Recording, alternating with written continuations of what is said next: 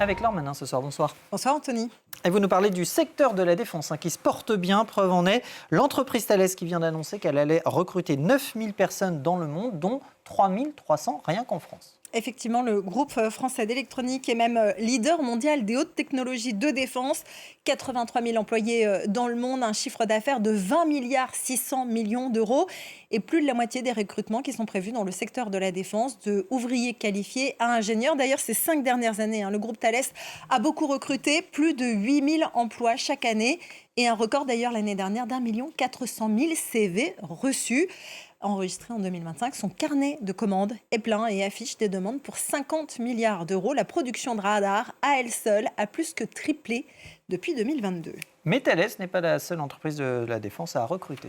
Effectivement, c'est aussi le cas d'autres mastodontes comme Dassault ou Safran qui recrutent à tour de bras aussi. C'est également le cas de plus petites entreprises, souvent des sous-traitantes ou même de la Direction générale de l'armement. En juin 2022, un exemple, au salon Eurosatory dédié à la défense, Emmanuel Macron avait parlé d'entrée en économie de guerre. Alors on n'y est pas vraiment, mais la France est bel et bien dans une phase de réarmement industriel accéléré. Quelques chiffres en témoignent. Par exemple, en 2025, Eurenco, leader européen des explosifs, a décidé de relocaliser en France sa production avec une nouvelle usine à Bergerac pour produire notamment 1800 tonnes de poudre par an. Son chiffre d'affaires a doublé depuis 2022. Ses carnets de commandes sont pleins jusqu'en 2029. Autre exemple, l'entreprise KNDS, anciennement Nexter, qui a triplé ses cadences de production entre 2022 et 2024, qui est passé de 2 canons César produits chaque mois à 6 aujourd'hui. Sa production d'obus, elle aussi, a explosé. Pardonnez-moi le jeu. 2 mots de 60 000 par an contre 30 000 auparavant. Alors, rappelez-vous d'ailleurs, France Travail, ça a été annoncé fin janvier, va voir la création d'un pôle dédié à l'industrie de l'armement. Le lancement est prévu pour la fin avril et il sera dirigé par un militaire, un général.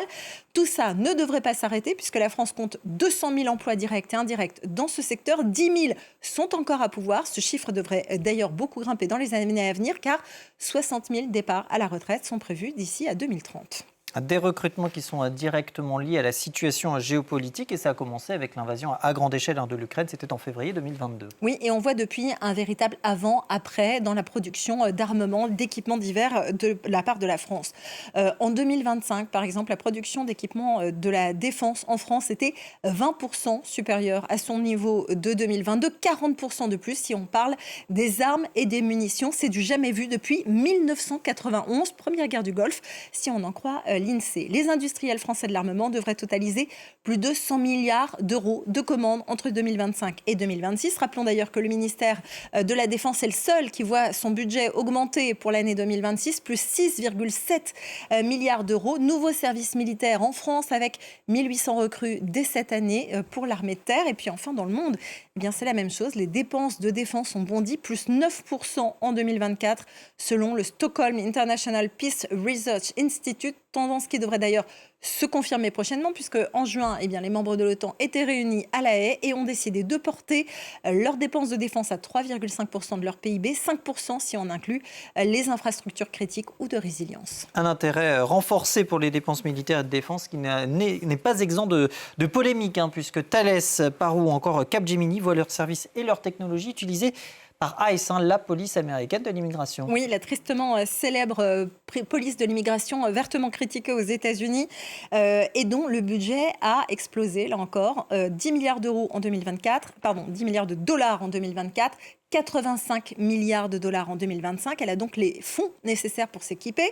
En janvier, la filiale américaine du groupe du géant français Capgemini s'est retrouvée d'ailleurs accusée d'aider les agences fédérales américaines à identifier les migrants aux États-Unis pour des contrats à plus de 300 millions de dollars, avec des primes de résultats. Depuis, le groupe a annoncé se séparer de cette filiale et la mettre en vente. Les drones de la société française Parrot sont aussi utilisés par ces agents. Le 21 janvier, la police américaine aux frontières a d'ailleurs annoncé son intention d'acheter des drones supplémentaires. Le modèle Parrot Anafi UKR comme Ukraine, puisque le modèle est à l'origine conçu pour être adapté au front ukrainien. Et le tout, c'est pour un contrat de 2 à 5 millions de dollars.